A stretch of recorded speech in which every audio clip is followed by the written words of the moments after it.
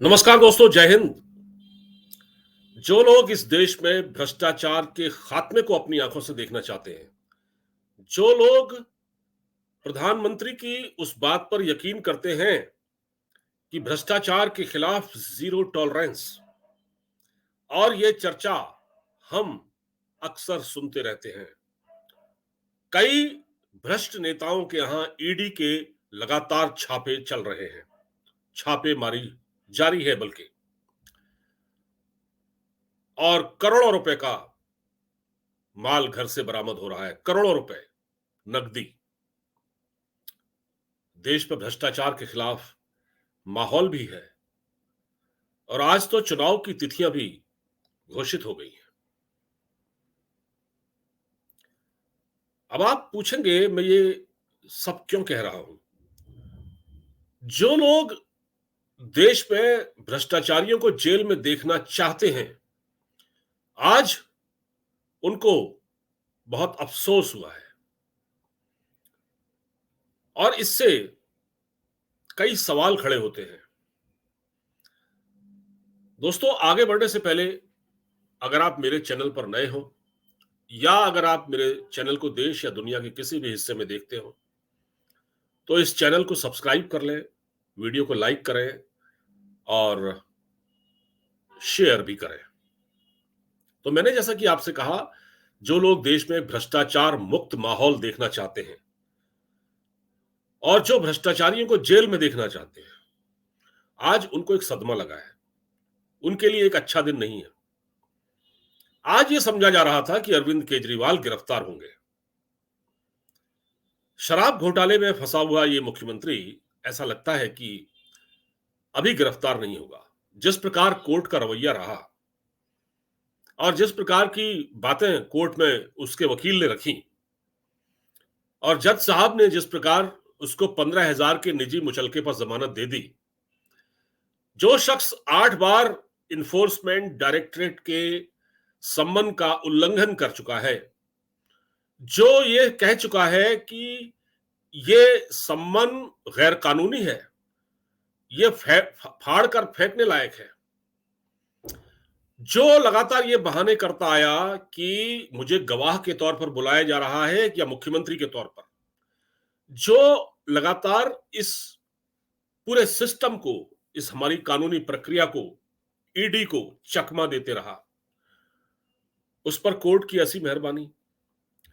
कहा यह जा रहा है कि जो राउज एवेन्यू कोर्ट ने अरविंद केजरीवाल को बुलाया, वो सिर्फ इसलिए बुलाया क्योंकि उसने एक के बाद एक 8 बार ईडी के सम्मन का उल्लंघन किया। तो अब कोर्ट ने उनको आज इस मामले में बेल दी है कि वो अगली बार लगातार उनको, मतलब सम्मन नहीं भेजे जाएंगे, उनकी तरफ से उनका वकील कोर्ट में पेश होगा। क्या इस देश में आम आदमी के लिए, या जो छोटे मोटे कारोबारी होते हैं उनके लिए, या मुझ जैसे एक आदमी के लिए, या कोई भी व्यक्ति हो सकता है उसके लिए, कोई ऐसी व्यवस्था है? एक आम आदमी अगर उसके घर में ईडी का सम्मन पहुंच जाए या कोर्ट का सम्मन पहुंच जाए, वो तो बेचारा, उसको तो हार्ट अटैक हो जाता है, वो तो घबरा जाता है। और देश के सिस्टम पर नासूर बने हुए ये लोग, ये मक्कार पॉलिटिशियन अरविंद केजरीवाल जैसे, ये अदालत की छाती पर मूंग दल रहे हैं।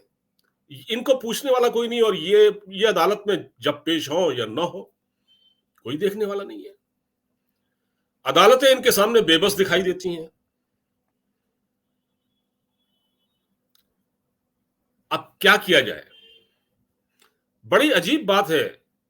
मुझे तो आज बड़ा अफसोस हुआ है ये देख के, जिस प्रकार ये मामला हुआ। देखिए, सबसे पहले माफ कीजिए, ये समझिए कि आज अदालत ने सीएम केजरीवाल को नियमित पेशी से जमानत दी है, मतलब उनकी नियमित पेशी नहीं होगी, यानी ये मामला अभी कोर्ट में विचाराधीन है। अदालत में केजरीवाल के वकील ने दलील दी कि सीएम के खिलाफ जो भी धाराएं हैं वो जमानती नहीं है, वहीं वो एक संवैधानिक पद पर बैठे हुए हैं और एक राष्ट्रीय पार्टी के नेता हैं। और ये भी बोला उनका वकील केजरीवाल का कि उनके पास कई जिम्मेदारियां हैं और अदालत का आदेश के मतलब अदालत के आदेश का पालन करते हुए आज कोर्ट में पेश हुए। ये बड़ा एहसान किया साहब, कोर्ट में पेश हुए। पिछली बार तो नहीं आए थे, पिछली बार तो विधानसभा का सत्र बुलवा लिया था। आज वो पेश हुए कोर्ट में तो उन्होंने बहुत बड़ा एहसान किया कोर्ट के ऊपर, अदालत के ऊपर। अब यहां देखिए आप, इसके बाद अदालत ने उनकी जो जमानत की याचिका थी वो मंजूर कर ली और 15,000 के निजी मुचलके पर उनको जमानत दे दी। ठीक हो गया। अब मैं ये पूछना चाहता हूं कि इससे पहले 10 समन भेजे गए थे हेमंत सोरेन को, झारखंड के सीएम थे। उसके बाद उनकी कैसे गिरफ्तारी हुई? उनको गिरफ्तार होना पड़ा, लाया गया गिरफ्तार करके, अब वो जेल में है। हेमंत सोरेन एक राज्य के मुख्यमंत्री थे और वो दिल्ली के मुख्यमंत्री नहीं थे। दिल्ली का मुख्यमंत्री की औकात तो एक मेयर जितनी होती है, उससे ज्यादा कुछ नहीं होती। और उसको भी, और वो भी लगातार कानून को ठेंगा दिखा रहा है, बचने के 50 रास्ते तैयार करता है, वकीलों से सलाह लेता है। बड़े बड़े वकील, अभिषेक मनु सिंघवी टाइप उसके सलाहकार हैं, जिसकी सुप्रीम कोर्ट में सीधी पहुंच है। तो झारखंड का मुख्यमंत्री था हेमंत सोरेन, जब उसको भ्रष्टाचार के आरोप में गिरफ्तार कर लिया गया तो एक मेयर जितनी औकात वाला एक मुख्यमंत्री जिसकी दिल्ली में सरकार है, वो कैसे कानून को ठेंगा दिखा रहा है? क्या हेमंत सोरेन के पास जिम्मेदारियां नहीं थी? क्या हेमंत सोरेन एक संवैधानिक पद पर नहीं थे जिस तरह केजरीवाल है? ये कौन सा तरीका है? और आप कब तक ऐसे शख्स को बचाते रहेंगे? पब्लिक तो आज ये जानना चाहती है, पब्लिक ये जानना चाहती है कोर्ट के इस रवैये को देखकर कि भाई ये कैसे, कब तक बचेगा? देखिए आज कितनी सुरक्षा थी, मैं आपको थोड़ा दिखा देता हूं कि जब केजरीवाल को दिल्ली में पेश होना था उससे पहले क्या नजारा था वहां का। कोर्ट के बाहर का पुलिस तैनात थी, देखिए पुलिस वालों ने बैरिकेड लगा रखे थे और ये देखिए आप कितनी बड़ी सुरक्षा थी, कहीं कोई प्रॉब्लम ना हो जाए उसे देखते हुए। देखा आपने? ये है। तो अब आप समझ लीजिए कि किस प्रकार पूरे सिस्टम को धता बताते हुए, मतलब वकील करके, महंगे वकील करके आपने अपनी जमानत ले ली और दिल्ली वाले ताकते रह गए। बहुत से लोग, हमारे मीडिया के मित्र, सुबह से शाम तक आज गिरफ्तार होगा केजरीवाल, कल गिरफ्तार होगा, ईडी ने शिकंजा कस लिया, ईडी घर तक पहुंच गई, ईडी उसे घसीट कर लाएगी, ये फलां ढिमाका, पता नहीं क्या क्या चला रहे थे। लेकिन कोई ये नहीं सोच रहा है कि उसकी गिरफ्तारी बारीकी में जाए तो क्यों नहीं हुई, क्यों नहीं हुई उसकी गिरफ्तारी, कौन बचा रहा है उसे? जब जब हेमंत सोरेन को ईडी पकड़ लेती है, के कविता को पकड़ लेती है जाकर, चलिए के कविता तो खैर मुख्यमंत्री नहीं है, लेकिन मुख्यमंत्री की बेटी है, उसको भी पकड़ा गया कल। और वो जिस प्रकार आज सुना है उसने बहुत सारे राज भी उगले हैं, तो केजरीवाल पर फंदा तो कस रहा है। क्योंकि ये औरत शराब घोटाले में पूरी तरह से शामिल थी।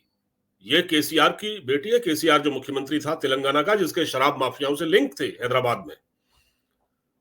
वहां खुला खेल फर्रुखाबादी था, जिसको शराब का ठेका दिलवाना हो, जिसको करवाना हो, जो करवाना हो, सब उनके हाथ में था। दिल्ली में बैठकर यही के कविता सेटिंग करती थी, शराब कारोबारियों से मिलवाती थी, किस प्रकार दुकान अलॉट की जाए, किस प्रकार लाइसेंस दिए जाए, किस प्रकार बंदर बांट हो, सब कुछ था। और केजरीवाल ने, सबसे बड़ी बात देखिए, केजरीवाल के बारे में कहा जा रहा है कि मनी ट्रेल में इसका नाम नहीं है, लेकिन ये बात सही है कि इसने किसी फाइल में साइन नहीं किए होंगे, क्योंकि बहुत चालाक आदमी है, IRS रहा है, इसको पता है, इनकम टैक्स कमिश्नर रहा है, इसको पता है, तो इसने कहीं साइन नहीं किए। लेकिन इन बैठकों में शामिल था, कैसे क्या किया जाए, राय इससे ली जाती थी और ये भी अपनी राय देता था। तो फंसेगा तो ये है। लेकिन भाई साहब 8 सम्मन भेजने के बावजूद उसको गिरफ्तार नहीं किया गया, और अब कोर्ट ये कह रहा है कि उनको सम्मन की अवहेलना करने के कारण उनको बुलाया गया और उनको अब जमानत दे दी गई है। अब उनको इस तरह रोज रोज नहीं बुलाया जाएगा। इतनी छूट क्यों दी जा रही है केजरीवाल को भाई? क्यों नहीं फंदा कसा जा रहा इसके ऊपर? कौन सा ऐसा, कौन है इसके पीछे जो इसको बचा रहा है? मैं तो ये पूछना चाहता हूं कि आज देश का जो आम आदमी है वो बुरी तरह ठगा गया है। मुझे तो आज बड़ा अफसोस हुआ है इसको देखकर, और मुझे उम्मीद नहीं है। और मुझे तो अभी ये लगता है कि अब आज क्योंकि चुनाव की तारीखों का ऐलान हो गया है, लोकसभा चुनाव के बाद हो सकता है इसकी गिरफ्तारी हो जाए, क्योंकि मुझे ऐसा लगता है कि अभी अवॉइड किया जा रहा है क्योंकि चुनाव का वक्त है। चुनाव के बाद इसकी गिरफ्तारी हो सकती है, लेकिन ये एक ऐसा शख्स है कि बचने के रास्ते बचा निकाल लेगा। आपको क्या लगता है इस बारे में? मैं वीडियो ज्यादा बड़ा रखना नहीं चाहता, मैंने तो सिर्फ एक आम आदमी की तरह एक सवाल उठाया है भाई। माफ कीजिए। एक आम आदमी के साथ पुलिस का क्या सलूक होता है, एजेंसियों का क्या सलूक होता है, उसको किस तरह घसीट कर ले जाया जाता है, और ये मुख्यमंत्री है इसलिए इसको इतनी इम्यूनिटी दी जा रही है। तो क्या हेमंत सोरेन मुख्यमंत्री नहीं था? वो भी तो संवैधानिक पद पर था। यह कौन सी बात हुई कि वो संवैधानिक पद पर है, उनको चुनाव प्रचार करने जाना है, उनको राष्ट्रीय पार्टी का नेता है, संयोजक है, कन्वीनर है। हाँ, एक बात बता दूं आपको, क्योंकि ये कन्वीनर है, संयोजक है, इसीलिए इसको ये फंसेगा, ये फंसेगा। इसके साइन भले ही ना हो फाइलों पर, लेकिन क्योंकि ये कन्वीनर है इसलिए फंसेगा। लेकिन कब फंसेगा ये नहीं कहा जा सकता। आप भी देखिए, हम भी देखेंगे। फिलहाल इस बातचीत में इतना ही। वीडियो को ज्यादा से ज्यादा शेयर कीजिएगा और लाइक कर दीजिएगा, चैनल को सब्सक्राइब कर लीजिएगा। नमस्कार, जय हिंद।